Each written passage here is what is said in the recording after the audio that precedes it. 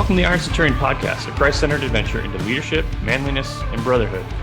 Michael, today we're talking about something that's near and dear to your heart and mine as well, and maybe near and dear to our stomachs as well. We're talking about the holiday of Thanksgiving. And Michael, if I'm correct, this is one of your, if not your favorite holiday in the 365 days of the year. This is. I look forward to this time of year all year long. And it's not just because of the turkey, although you're right, that is a good part of it. But something about Thanksgiving for me for a long time has always been deep and meaningful. And of all of the holidays that we celebrate, it feels the most pure still somehow, the least adulterated. In our house, we are very determined to celebrate it. And so we don't do anything like no Christmas decorations are allowed until after Thanksgiving, so as we don't overshadow Thanksgiving, we celebrate it fully all on its own. So do you have a strong Thanksgiving decoration game going on at your house? Or well, I mean, it's not as strong as our Christmas decoration game, but we do have a box of things that says Thanksgiving decorations. So we do include a giant blow up turkey that goes in your front yard. Massive inflatable turkey. No one from the outside is going to be able to tell that we're celebrating Thanksgiving. Haven't done that yet. We don't have special colored lights or anything, but for me, for family, this is a special holiday. What was it like growing up for you with Thanksgiving? Yeah, so Thanksgiving for us was always, as a kid, the family was always a big feast day.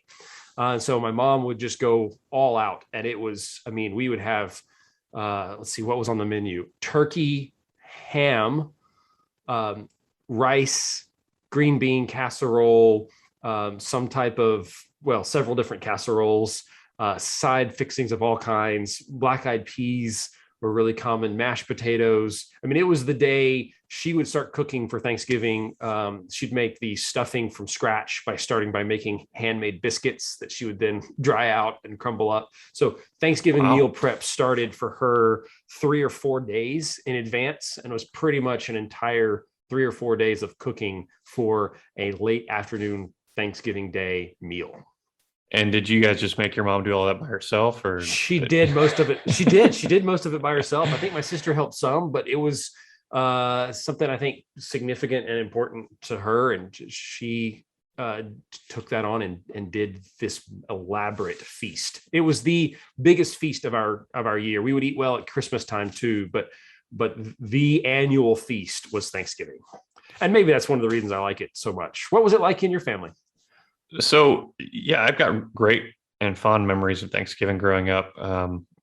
Didn't grow up around extended family a whole lot. So a lot of our Thanksgiving gatherings involved our neighbors and our friends and people from church. So it was always kind of exciting to see who was going to be at the table that year for Thanksgiving. Because it wasn't necessarily biological family, but a lot of times it was our spiritual family that was there to join with us. And my mom is a fantastic cook, and my dad is always good for grilling some meat or doing some kind of weird things. He's into my whole family. I'm the only one. I'm the black sheep when it comes to sous vide, because everyone else in my family loves to sous vide everything. And I just haven't gotten on board with that. But my dad can do a killer sous vide turkey. It's one of the best ways to cook any meat. It's amazing. I can't get past the weird transition stage when it's still just, yeah. That's fair. There is a very terrible, very weird transition stage that is brief, but it's the hard part. Yeah. But we'd make, my mom has this traditional German bread recipe that she would make at all the major holidays. And, always enjoy seeing that show up on the table. So, just different things that, spending time with my siblings and with our neighbors, it was good. And I know you weren't in Texas at the time when you were young growing up for Thanksgiving, but did you watch the Dallas Cowboys football game? That seems to be a big tradition, countrywide, is they play the Thanksgiving Day game. So that is a good question. Being born in the Baltimore, D.C. area, my father is a staunch Washington, formerly known as the Redskins fan. And yeah, so watching the Cowboys was definitely not a part of my growing up experience. Fair enough. Okay, so as we were getting ready to talk about this, you did a little bit of digging into some of the history of Thanksgiving. I did not know a lot about its history. I mean, I know it was started by Abraham Lincoln, essentially, kind of officially, right? But Ish. So, I mean, rewind back to the obviously, it started in the colonies, yes, with the New England colonists there. Um, so the Puritans that settled in the area, right? They were known for having regularly celebrated Thanksgivings, plural. Um, it was a just part of the Puritan culture that, if there was something, like a military victory, or you've got a great harvest, or whatever it ended up being that was community wide, that deserved to be celebrated, they would have a time of Thanksgiving. So the so first things not just like once a year. You mean like, correct. oh, okay, I didn't know So that. the first Thanksgiving in the United States was celebrated after the following of a successful harvest. The first successful harvest that they had in October of 1621. So this is very early on in American history. So post Jamestown, kind of Plymouth Rock colony area. And as is recounted by Edward Winslow, who was one of the attendees there, it was attended by 90 Native Americans and 53 pilgrims. So almost double the number of Native Americans as there were pilgrims there, which is kind of cool. Okay. That they, like my family, like to bring in some of their neighbors and people that were in their community, and break bread with them. So that's pretty neat. But then so if you fast forward to George Washington, 1789 is when he declares that Thanksgiving should be a holiday. It's celebrated off and on between George Washington's term, and then President Lincoln declared it. And I want to get the title right here, but in 1683, he declares. Probably not 1683. I'm sorry, 1863. Good call. Okay. He declares a day of thanksgiving and praise to our beneficent Father who dwelleth in the heavens. So wait, we just call it Thanksgiving, but you're saying that's its official title. The official title, as given by President Lincoln, and I'll read it one more time, is Thanksgiving and praise to our beneficent Father who dwelleth in the heavens. I gotta say that's a cool name, but that's quite the mouthful. It's quite the mouthful. It's in fact even less catchy than like a name like Ironcenturion might be. That's difficult to remember. So we truncate it down to Thanksgiving, but I just think that it's really neat to see the rich history of the purpose of Thanksgiving. I think, as noted by the name here, is that our forefathers were definitely being intentional about who we were thanking and who we were being thankful towards. And it is our good heavenly Father who dwells in the heavens. So its roots are very much a spiritual religious holiday, yes. Even though it's not necessarily one we see explicitly listed in scripture. But then again, Christmas isn't specifically listed in scripture. Easter kind of is, but it's okay. Yeah, I mean, that's the really neat thing about, in the Old Testament, you have holidays that are scattered all throughout the Old Testament. They had feasts and things all the time. In the New Testament, as the Gentiles are brought into the community of faith, and Michael and I, you and I have talked about this before, but a lot of people say, oh, well, Christmas just used to be this pagan holiday, and Easter was really just this pagan holiday. But really, what a great picture of the gospel that is, right? Because we're taking something that was for evil, that was already being celebrated, and it's being redeemed. Absolutely. Right? It's being redeemed into something that is now glorifying to God. So yes, which is a great picture of salvation in the gospel, because that's me, right? I was created for a purpose that I fell away from, and I am being redeemed back to that purpose. So yes, it's true. Christmas, Easter, those holidays fall on and are taken over in some cases of old pagan holidays. And so I know of Christians who say we shouldn't celebrate Christmas, which is interesting to me, but they say we shouldn't because it used to be this Roman pagan festival that was super wicked. It was. Christians said, hey, we can't participate in that, but we all have the time off because it's a national holiday. Why don't we start celebrating the birth of Christ? And so that's where Christmas kind of became the thing, because he wasn't born in December. It was most likely the summertime. But it was a time to think back and remember the birth of Christ. So yeah, I So do yeah, think it's a great feature. we get to create our own holiday calendar with the New Testament church. Exactly. I think that's cool. And it's cool that feasting is biblical. We see that all in the Old Testament. We see it in the New Testament. So a big day of feasting, because gluttony is talked about as kind of being a sin. It's listed on that also not biblical, but mythical list of the 7 deadly sins. One of those is gluttony. But feasting and gluttony aren't the same thing, uh, although they can be connected or related, I guess. Yes. Now, if you're having a Thanksgiving meal on a regular and reoccurring basis, like, now I'm not counting Friendsgiving, so if you do that too, we're not dinging that, but, we're talking like you celebrate Thanksgiving like a solid like 300 days out of the year. Maybe we're looking at gluttony then, but yeah, having a single day of celebration or 2 or 3, I think that's well within the realm and scope of what is intended. Just the idea of celebrating the abundance that God has blessed us with by feasting in it and reveling in it, but because of him and for his glory, saying, look at all these great things you've given us. So what has been your experience with Black Friday? What do you think about Black Friday? Because I know we're not talking about food now, but it is this idea that just Black Friday is a strange thing for me. I've got some interesting thoughts about it. I'm not much of a shopper. I hate malls. And I don't like waking up early when I don't really need to.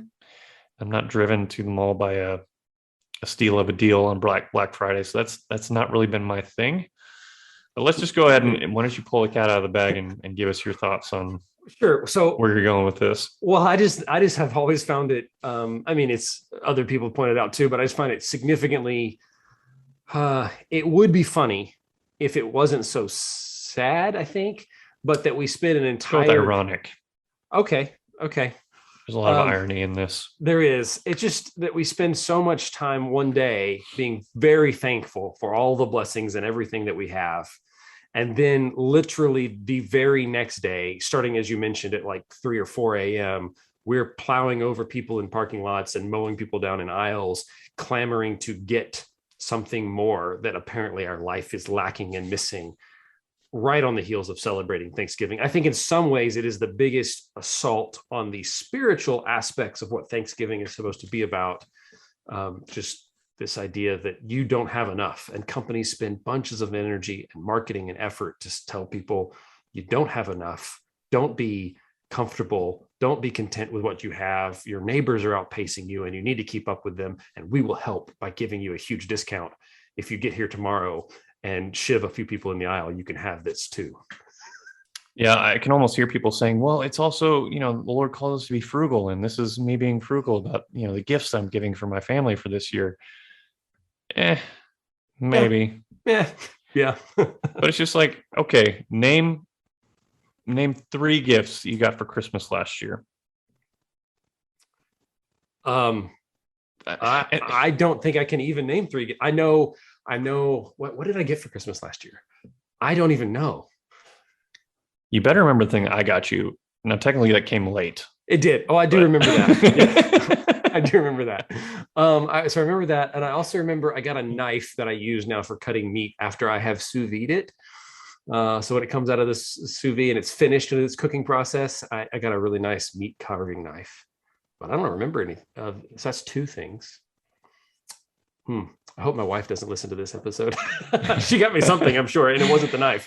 Yeah. I mean, so that's kind of my point, though, is like, if we were truly content, we would remember the things that someone in love spent their time and money on. And it's difficult for us to do because we're like, oh, what are we going to get for the Christmas this year? We're already, December 26th, we're already thinking about what's next. Yes. And so here's the thing with Black Friday. I have never participated in Black Friday. And I don't say that to say that makes me so much better than those who do, because I participate pretty heavily in Cyber Monday. So I get it. It's not, but I have just always thought the concept of Black Friday falling right after Thanksgiving and people doing I mean, I know of people who have put so much effort into their Black Friday, it messes up their Thanksgiving because they do like the camp out thing or whatever. And so they're there on Thanksgiving to get ready for Black Friday.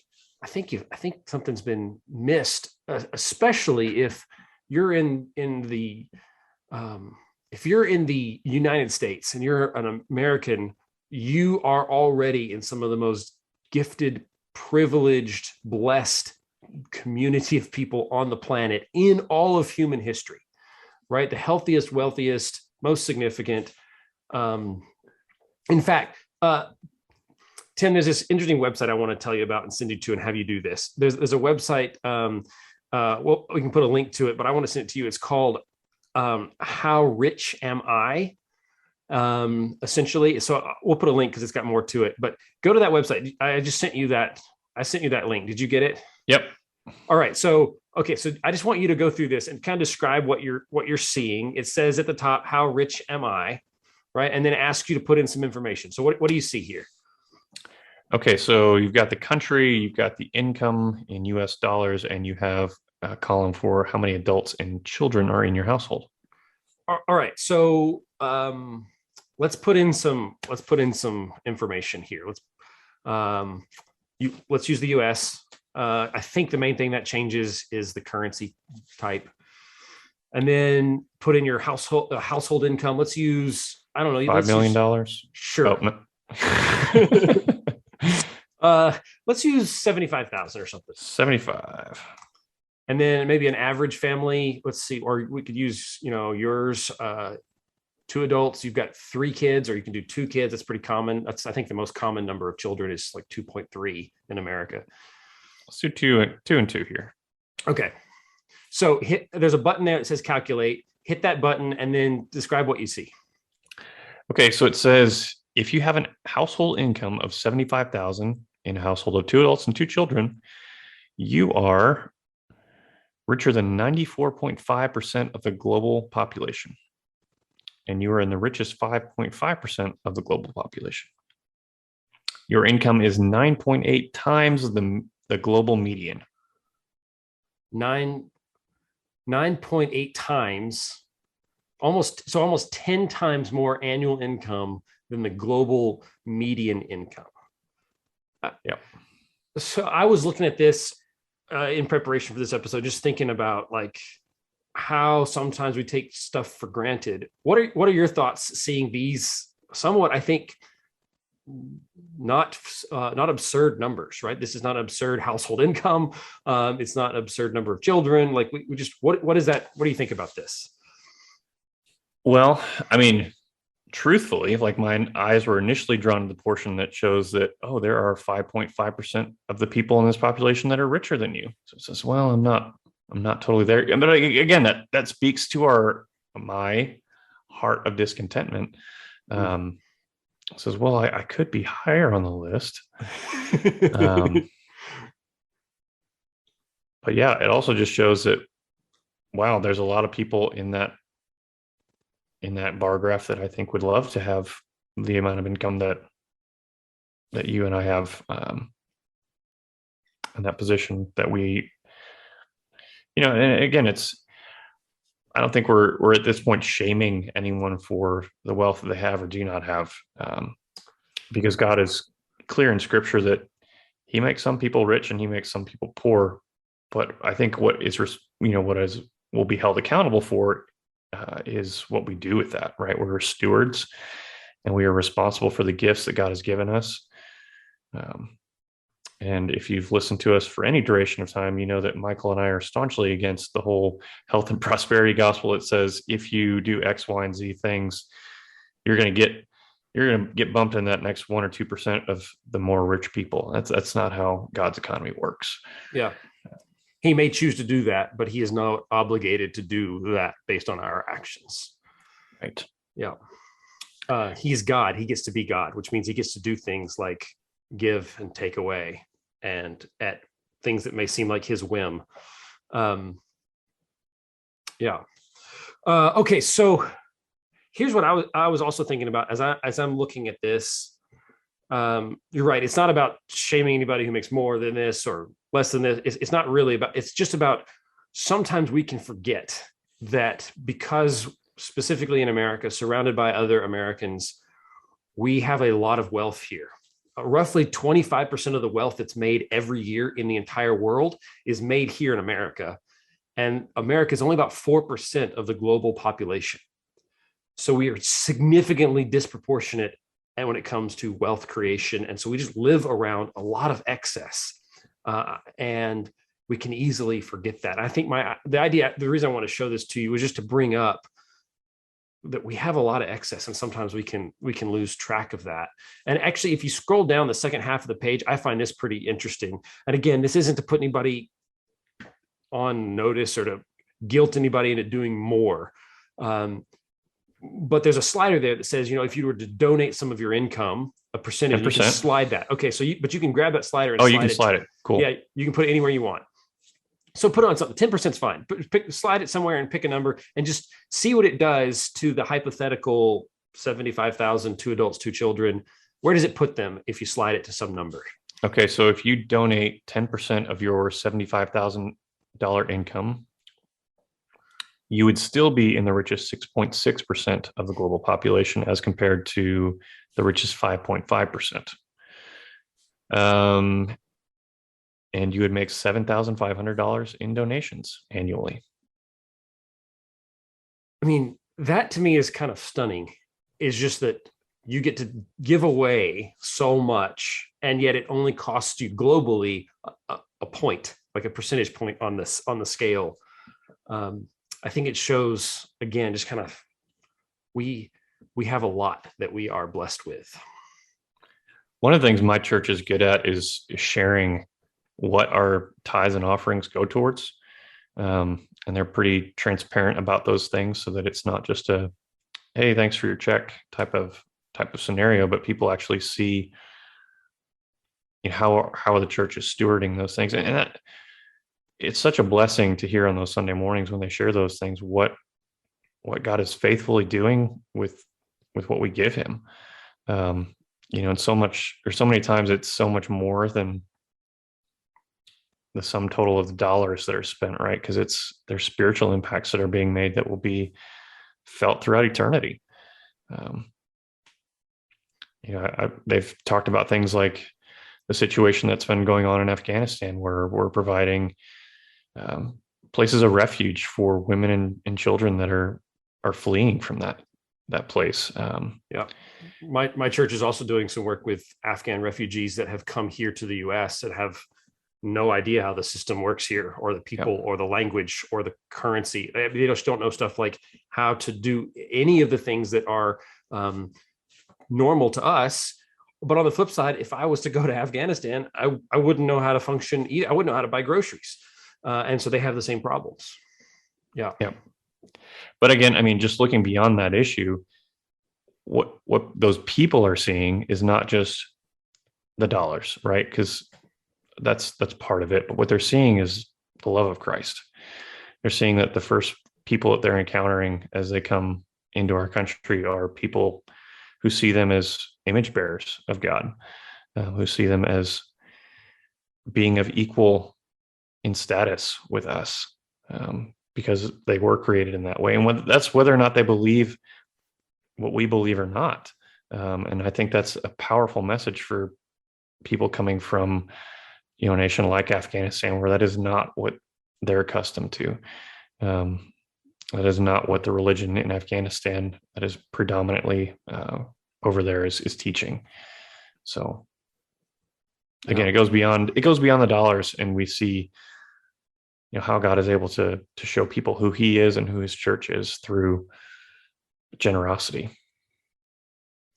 That's such a big part of the Christian life. And before this starts to label on, or like layer on and start to feel like a lot of guilt, that's not the intent. That's not why I sent you this link. That's not why I brought this up. I don't want people to feel like, I've got to do more. Maybe you do. Maybe you don't. I don't know you. I'm not talking to you.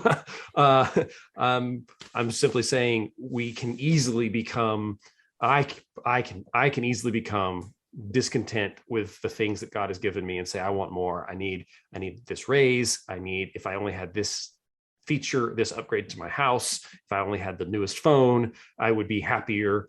And that's a lie. It's not the way the things work. So I'll leave this link so you can actually go in if you want to. You can put in your household numbers, your number of people in your household and children, et cetera, and just see how you compare. And it might be a nice way to spend a little bit of time on Thanksgiving being thankful for what you do have, because if you're in America, there's a good chance you are far beyond what most people in the world experience. Yep. Yeah. Which just brings up this idea of being content and contentment. And I know that Scripture teaches and life teaches that contentment it's like a muscle, right? The more you use it, the easier it becomes to use that muscle, just like anything in our life. And so practicing being content, which sometimes looks like practicing saying no to things, doing something hard that is not comfortable and saying no to something that would make you more comfortable. The more you do that, the easier it gets, the habit gets built. And so, Tim, do you ever do? Sometimes I do this, and I wonder if but sometimes I'll intentionally say no to something that's good, and there's no reason I shouldn't have it, and it's not bad to have it, and I can have it, but I say no to myself just to practice saying no and push myself to do stuff that's mildly less comfortable. Yeah, I do that too, but it's usually because I'm being a cheapskate. I wish I could say there's a good spiritual reason behind why I did those things, but yeah, usually not. Well, that can also be me too. Yeah, that can also be me too. Okay, so you know that my wife and I this year we got a dog. Yes. She's been wanting us to have a dog for a long time, and life circumstances have prevented us from doing so. But we got a dog this year. It's kind of a really neat story how that happened, but for another time. But the other day I was making breakfast for my wife and our dog Sky, and something interesting happened that I thought just talks about contentment pretty neat. I was making sausage. I was cooking some sausage, and Sky had never in her life has she ever experienced sausage. She's never eaten sausage. She's never smelled sausage. She doesn't know what sausage is. And so I'm like cooking this sausage on a cast iron skillet on the stove, and she's going bananas. She's trying to smell it. She can tell something new's happened, and she's just freaking out. I load up plates for me and Melissa. We sit down at the table to eat, and Sky is begging for food. She's all in. She's running through like loops of all of the skills and tricks we've taught her. So she's sitting, she's laying down, she's barking on command, the command she's giving herself. She's just doing everything we've ever taught her to do in cycle, because what she's trying to do is earn some of that sausage. And I thought how interesting of a example this will illustrate this concept really well. Because before I cooked the sausage, before I put it on the plates, before I even got it out of the fridge, and it didn't even exist in Sky's universe, I knew that Sky was going to want some sausage. It didn't exist on her radar in any capacity whatsoever, but I knew she was going to want it. And I wonder sometimes how that is with us and God. Before some good thing is ever even on our radar, God knows that the moment I see that, the moment Michael encounters this thing, Michael's going to want it. He, of course, knows that. And the thing is, I didn't end up giving Sky any sausage, because the one skill we're working on teaching Sky is how to behave indoors or outdoors at the table when we're eating. And we've been working on this with her for a while. You know that. We had her with you in the past. So we're working on her table manners. And the one skill she did not do was what she's supposed to do when there's food at the table. And if she'd done it, I might have given her a bit of sausage, but she didn't. So I didn't give her any, because she would have thought she earned it through all the other stuff she was doing. And so I wonder if that's sometimes the way we are with God, meaning I wonder if we freak out about something that's good, maybe, but God doesn't give it to us, because if we did, we're going to think we earned it or that we made it happen. And God doesn't like to share the credit for his good gifts. He likes to give us good gifts, but he wants us to give him the credit for them. And if I'd given Sky sausage, she would have thought that all of her tricks and such was what earned it. Does that, I don't know. It was just breakfast and a dog and sausage. But at the moment, it just felt like really clear of a way to think about sometimes how God looks at giving us gifts, and that we need to just chill and be thankful for what we have, without going over the top. Yeah, it makes me kind of think about Psalm 37, that says in verse 4, delight yourself in the Lord and he will give you the desires of your heart. I think a cursory reading of that says, if I do A, then B will happen. If I obey God and delight myself in him, he's going to give me all the stuff I want. Right. Yeah. That's going back to the whole prosperity gospel thing we were talking about. What's really happening here, though, is as we delight ourselves in the Lord, what that's doing is it's changing the makeup of our heart. It's changing us to make us look more like who Jesus is. And those desires are also going to change. And I think there's a whole process there. In verse 3, right above it says, trust in the Lord and do good, dwell in the land and befriend the faithless, and befriend faithfulness, excuse me. So there's this concept of, before any of that ever happens, right? We're given commands here. The first is trust. The second is to do good. The third is to dwell in the land, and then befriend faithfulness, right? So these are all commands before any sort of promise is given. And then on top of all those things, then delight yourself in the Lord, right? This whole thing of Thanksgiving that we've been talking about so far, this concept of delighting ourselves in who he is. And this is before anything has happened in our lives, to award such thing, if you can even say that. And then finally, it concludes, and he will give you the desires of your heart, parentheses, that is being made in his image. So you're saying delight yourself in the Lord, and it's not that he's going to give you the stuff you want, but he's going to change your heart to want different stuff. Yeah. I like that. This is Psalm 37. And then, of course, if he's reshaping your heart and the desires of it, they're going to be things that are of him. And those are the things he wants to give you anyway. So if he reshapes your desires to desire the things that he wants you to have, it's very possible he's also going to give them to you. He may not, but it's also possible he's going to. Yep. Anyway, that's what that story made me think of, is that little passage in scripture. I think that ties in real well. Maybe that's what needs to finish out that little sermon on sausage and Sky. Yeah. Because I knew she wanted sausage before she even knew it existed. And that's how God is with us.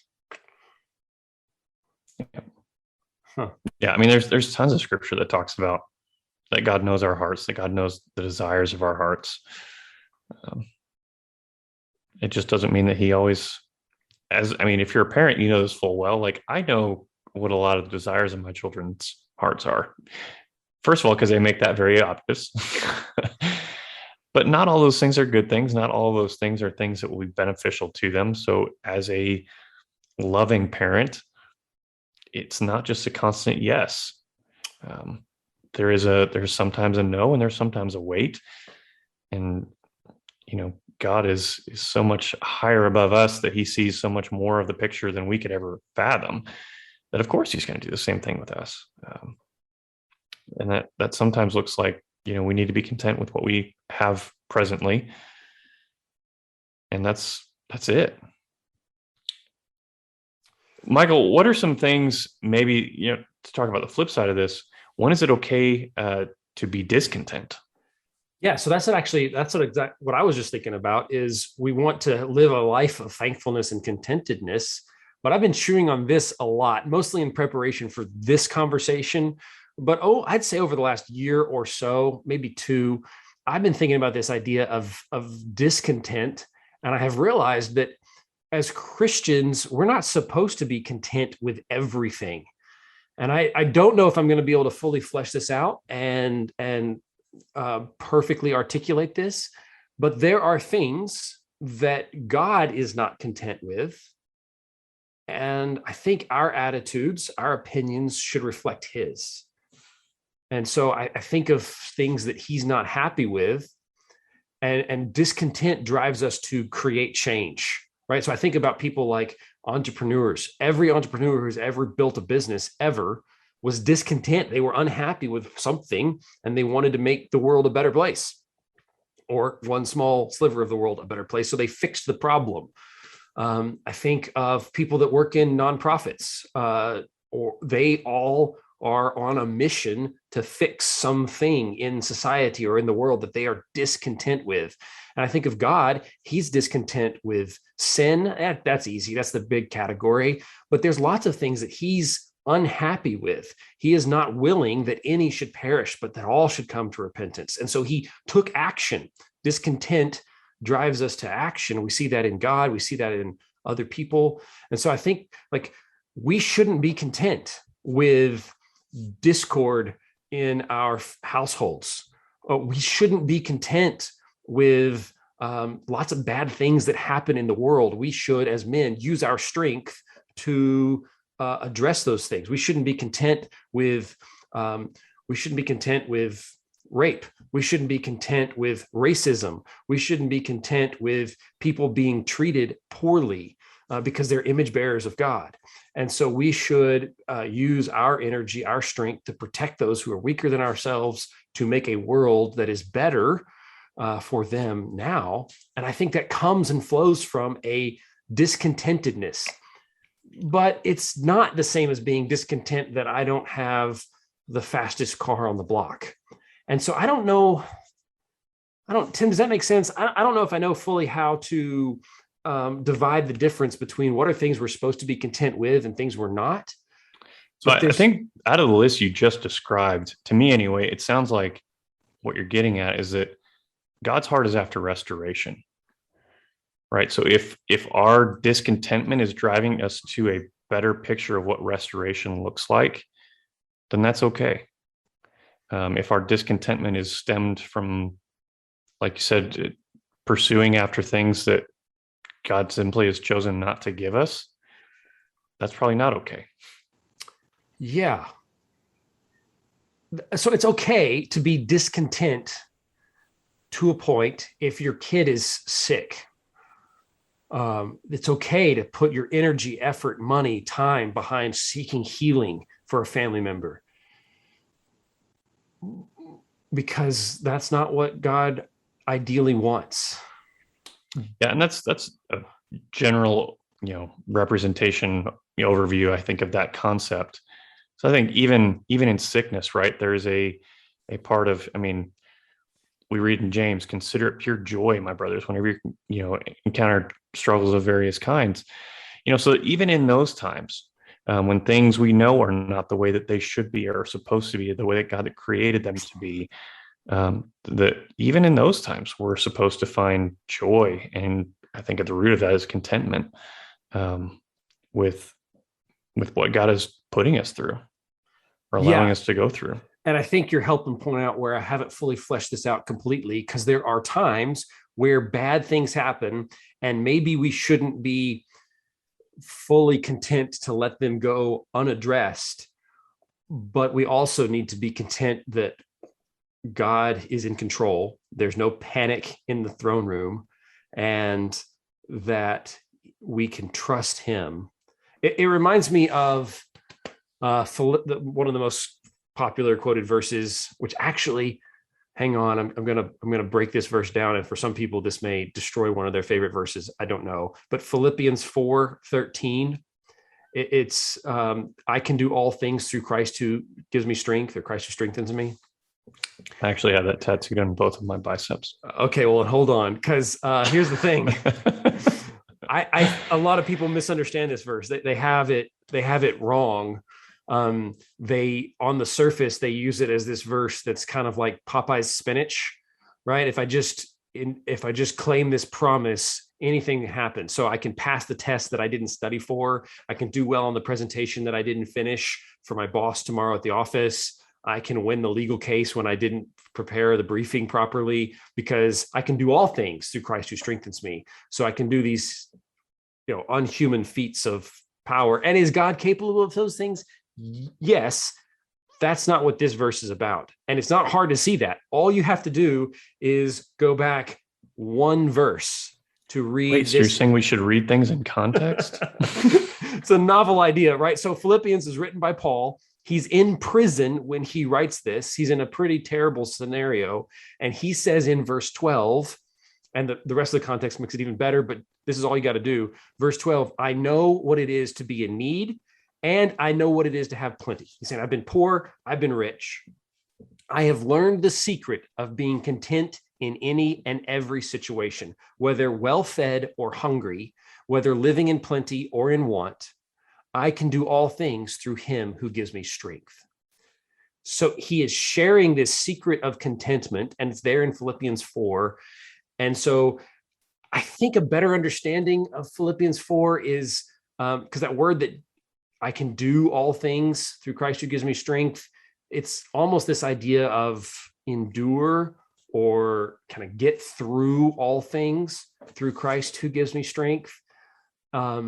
And it's mostly talking about being godly, whether you have lots of money or none, whether you've got lots of food or none. I can approach this and act in a godly way because of Christ. Yeah. I mean, I think our nation would do well to remember that, especially those of us who claim Christ, right? I mean, there's a lot going on in our country right now that can be really frustrating. And like you said earlier, I think there are things that as men and as believers that we are called to do. There are things that we're called to stand up for and fight for, the things that we know to be true and right. The noble things, defending those who are weaker than yourself, protecting those who are in your sphere of responsibility. Those are the things that are callings on our lives of nobility. Working well for your boss and not cheating him, not cheating on your timesheet, right? Those are things that are noble, and we should be content with, even if it doesn't give us enough money. And it's so easy to change that 4 to an 8, and no one will know because I was the only one in the office. But that's not the calling we have on our lives. Yeah. Okay. So I have always wanted to shoot a video, and maybe somebody out there who's more video inclined than I will hear this and be able to do it. But I've always thought of a really cinematic video of a guy preparing for a race, a runner. Clearly he's an athlete. Maybe he's at the Olympics or some race. And so it shows him, good music as he's stretching out and tying his laces and getting prepared to race. Maybe it shows him reading his Bible, but either way, he's got a wristband on and it says, Philippians 4:13. And so he's claiming this promise of I can do all things through Christ who strengthens me. And so he's counting on that. Like, that's how I'm going to win this race, as he's also prepared and trained for it. And it shows him getting down in the starting blocks and on the starting line. He's got the dust on his hands as he puts his fingers right on the line and puts his shoes and wiggles them right into the blocks properly and gets ready. And then you hear the officiant say, on your mark, ready, and he gets into position. And right before the gun goes off, he looks over, and for the first time, the camera pans over at his opponent, and his opponent is wearing the same Philippians 4:13 bracelet. And it cuts to black, and you hear the gun go off. And it leaves this question of, oh no, what's going to happen now if two people claim this promise and race? who wins? Right? Like, what happens? Which is to highlight the absurdity of that's not what that verse is all about. I don't know. I think that'd be a cool little 2 or 3 minute video to illustrate in a sermon someday. Duly noted. So somebody out there needs to make that and send it to me so I can be happy or satisfied or something. Or I don't know, maybe I'll make it someday. Yeah, I am discontent that video doesn't exist, but not discontent enough to change anything in my life to make it happen.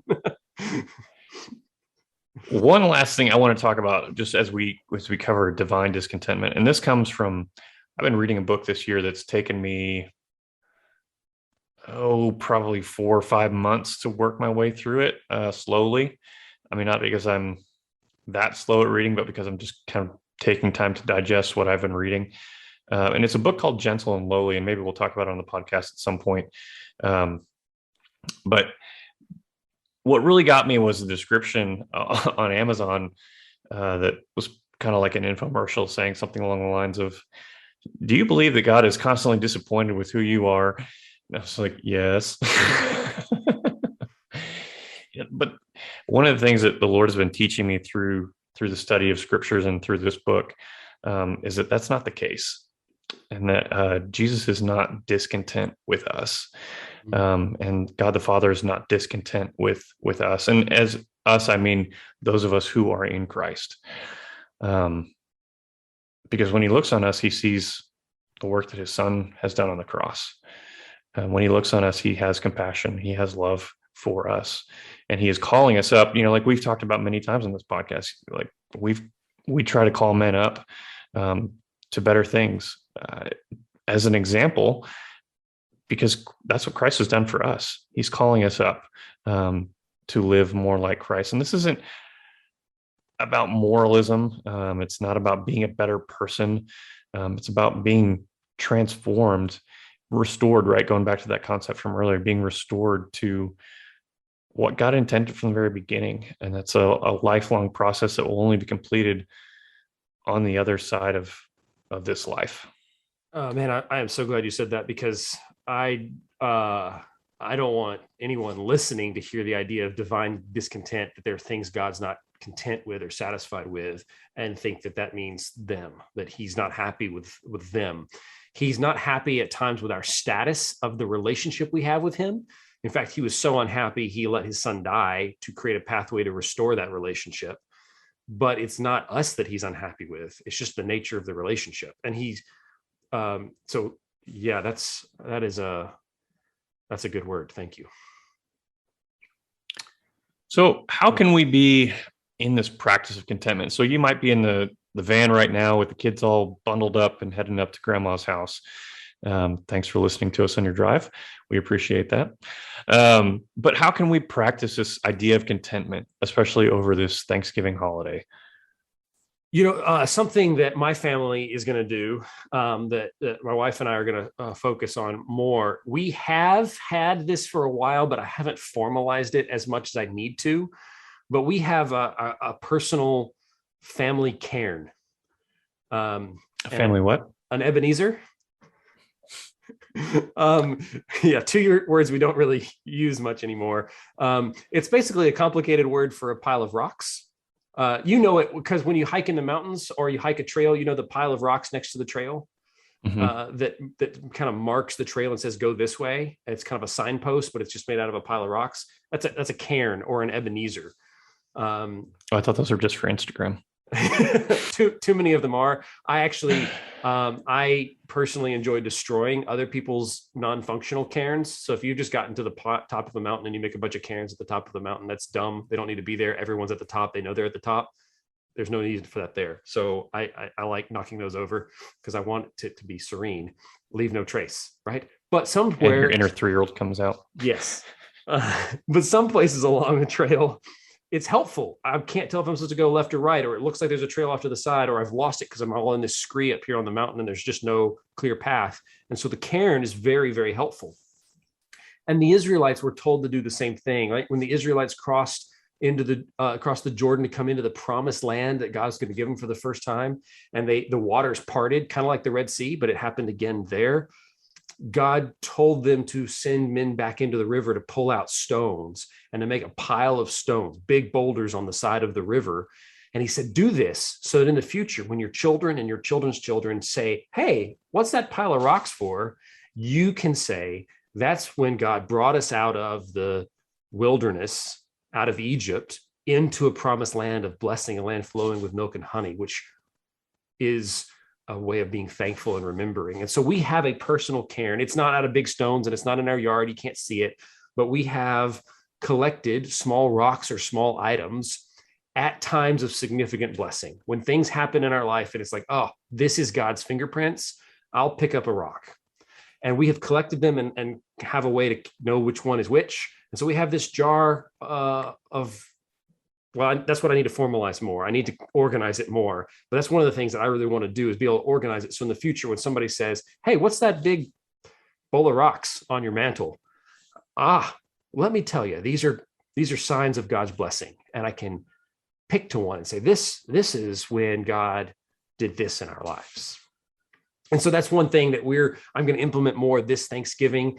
We've been doing it for years, but not as formal as I want it to be. That's cool. So just being intentional about giving thanks. I like that. Yeah, I mean, and you can think of your own ways that are important to your family as you're listening to this, about maybe just spending some time. One of my favorite traditions since becoming a dad, I feel like it's like the dad mantle, is like you get to go around the table and just ask people, what are you thankful for this year? And that's, that can be an easy, low barrier to entry way to express some thanks.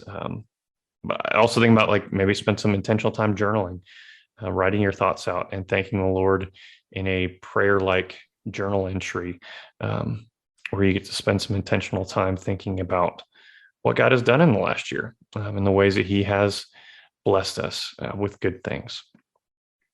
Yeah, I also think we can just reflect back on the scripture you mentioned, which is consider it pure joy. That verse goes on to talk about when bad things happen. And so even looking at the negative things. So maybe you look back on this past year, this Thanksgiving, you're like, wow, this was a doozy of a year. There's not a lot to be thankful for because good things didn't happen. But that verse is talking about consider it pure joy, even when bad things happen, because of what it does with our relationship for Christ and an opportunity to give glory to him that we've come through those bad times. Yeah, and I think so it's so easy for us to want to gripe and complain, and yeah, especially when we gather around family and friends who also share our political mindsets and those types of things. Holiday family reunions can be brutal. Right. So maybe just don't, right? Like, just let's not talk about politics at Thanksgiving this year. Let's not talk about, the things that are wrong with the economy and all the other different things that are going on in the world right now that are splashed all over the news to divide us against one another. So let's not gripe and complain about those things, but let's consider it pure joy. And how do we consider it pure joy? And I think if you're having a hard time connecting those dots, that's probably a good sign that maybe we should, and talking to myself included in this, maybe we should spend some time thinking and praying about, God, how are you choosing to continue to use even these times to make me into the man that you've called me to be? And that would be a great example to set in front of friends and family this year. I think also we go back briefly. We talked about just how wealthy we are. We can talk briefly about money and just the, engaging in the discipline of giving and making sure that our life is one of generosity, because most likely if you run the, how rich am I website and put in the numbers, you're going to see that you're in the top echelons of the global wealth. And so out of that excess and surplus, let's be intentional about giving. Well, and that's a great point. But I mean, I think even if you don't feel like you have excess and surplus, right? I mean, you look at in the Gospels of the story of the woman with 2 mites, right? She has 2 pennies to rub together, and that's it. And that's what Jesus tells us about this woman. And she drops them faithfully in the offering plate because that's her heart. I think the whole concept, and Michael, I'm so thankful for your friendship in all of this. As I was coming out of college and your background in financial advising, you helped me kind of understand, like, now that you're making, you've got a big boy job and you're making money, this is what this should look like in your life. And you really encouraged me from an early onset, even when comparatively I wasn't making a ton of money at the time. And I mean, obviously not according to the standards we just looked at on that website, but it felt like I was underwater still. But you encouraged me to take your first fruits and put those aside and put those, whatever that percentage is that you agree on and cheerfully desire to give, but to make that a part of your worship. And I can tell you that having since graduated college, all those, decade plus ago, um, I have never not had enough. God has always provided. Uh, and again, it's not a if then statement. If you do this, then God will do this. But I can just say that God has been faithful with, even in times where I remember I had to sell a couple of things one year before Christmas because I had $25 left in the bank account. Right. And that was hard. But every single bill was paid. And that was after, so we tithed that month, even though like we were looking at like, how is this going to happen? But we made it through that month without going into the red, without going negative. And God was faithful to us. So yeah, I would say if that's not a part of your regular spiritual disciplines, I would strongly encourage you to start doing that, because this tithing can really make a heart of discontentment kind of flip, because you're starting to realize, no, God has given me so much, and I'm going to worship Him by being a good steward and faithfully giving back. Yeah, I thank you for sharing that, and you give some credit to me that I don't know that I deserve, but thank you. I have found that if we live our life in one where we spend what we need to spend, and then say, after I've spent, I will save some of my money for my future and I will give money, then what happens is it gets stopped at the spend level and we spend all of it. And when it comes time to save and give, there's nothing left. And if we reverse it, that first fruits idea, if we say, I'm going to give money first, right out of my paycheck, and then I'm going to save money right away, and then whatever's left, I will spend all of it because I've already done the important things first, you still get to the bottom of the list. You make it all the way through spending.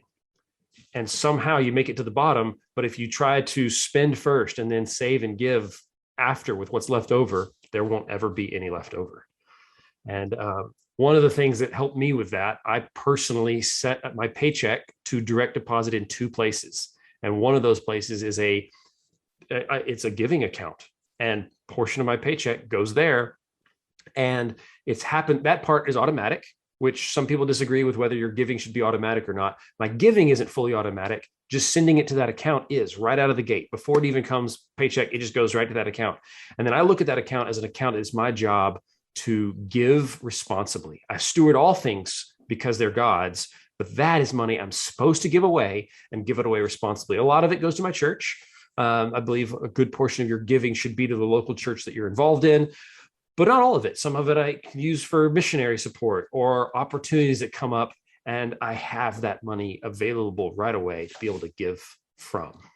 That's been a blessing in my life. Yeah. Well, Tim, it feels to me like we can't wrap up this conversation about thankfulness at this time of year without expressing some thanks ourselves. Absolutely. Who do you want to thank first? Well, I mean, I think first we need to start with saying thank you to those who are listening, right? I mean, if you're listening to this podcast, whoever you are, wherever you are, whenever you are, you're the reason we do this. We put the time and energy and effort into this because of you, and we are thankful for you. We like you. We love you. We like getting the emails from you. The conversation is meaningful to us. And so thank you for being part of this conversation, this journey with us. It's a big deal. Yeah, I've gotten a lot of great feedback from different listeners, people from all over the country that have listened to us, and have given us some really good feedback on how we can do this better. As you can probably guess, Michael and I are not professional podcasters. So any feedback you have for us, we'd love to hear it. And thank you for those of you who have done that. And again, thanks for being the type of guy that listens to the Ironcenturion podcast and is interested in these kind of things. It warms our heart, and it's good to know that there are men like you out there, and women probably too, that are listening as well. It's encouraging. Yeah, and there's a subset of people who help make this happen, specifically, there's a group of listeners who are financial donors, and they support Iron Centurion's ministry. They support this podcast. They support the events we do and the discipleship work that we do. And we truthfully could not do it without them. They make that happen. And we've actually tried to run it through our own bank accounts, and that was rather difficult those first 2 or 3 years. But yeah, so having people that are on board with our mission that say, I can't do X, Y, or Z with you guys, but we'd love to help support you financially. That blesses us in ways you can't even imagine, and blesses other men that are reached through those donations. So thank you. Yeah. And Tim and I have kicked around some ideas for some ways to say thank you to those who are financially supporting the podcast and our work. So we have a spot on our website where you can go, ironcenturion.org/donate. And you can donate financially, and you can set it up to give $10 a month, $100 a month, whatever you'd like to do. And this is the part where I just want to say thank you to you and ask you to participate with us. What we're going to do starting now, between now and the end of the year. So in January, we're going to pull a list of anybody who is financially supporting us. So if you already are, or you decide, hey, now's the time I want to do so, we're going to send you a thank you gift that's also a bit of a tool to talk about the podcast. We've designed a Iron Centurion podcast sticker. I think it's a pretty cool sticker. And you can put it on water bottles, laptops, guitar case, back of a vehicle, back of someone else's vehicle. As a way to kind of start a conversation or point people to the podcast and then to more about our ministry and what we're doing. So anybody, whether you've donated one time or you're donating on a monthly basis, in January, we're going to pull that list and we're going to send it to you in the mail, a sticker with a note from us, but just to say thank you, but give you a tool that you can use to open conversation up about the podcast. And I think there's one last major thanks that we need to give out here, without whom none of this would really have happened, most likely, because he sat in a meeting with us this February and listened to what we were passionate about and said, I think there's a podcast here, guys. Yeah. And that would be Chris Gross. He is our producer for this show. And yeah, Chris, we just wanted to say thanks, because without your dedicated support, this would not happen. Chris's voice is the mysterious, uncredited voice that you hear at the end of episodes, where he thanks you for listening. That is Chris. He does a lot of the editing work. He makes us sound good. So you never hear me say like, because Chris takes care of all of that painstakingly. When we mess it up, he goes back in and fixes it and makes all of this happen. He distributes on all the platforms. The reason we can say that you can get this podcast wherever you get your podcasts is because Chris does the work to make sure it's in all of those places. And so, Chris, thank you for all of the work you've done, uncredited, unthanked, behind the scenes to make the Iron Centurion podcast happen. Yeah. From our families to yours, we just want to wish you a very happy Thanksgiving, one that is full of joy and peace and contentment, as we've been talking about. And as the good President Abraham said, thanksgiving and praise to our beneficent Father who dwelleth in the heavens. Happy Thanksgiving, y'all. Thanks for joining us on the Iron Centurion podcast, a Christ-centered adventure into leadership, manliness, and brotherhood. Happy Thanksgiving. Thank you for listening to the Iron Centurion podcast. We're thankful for the support of listeners like you who support this podcast through donations. If you'd like to be a part of our support team, please visit ironcenturion.org/donate. For more information on what it means to be a leader for Christ or how you can get involved, check out ironcenturion.org.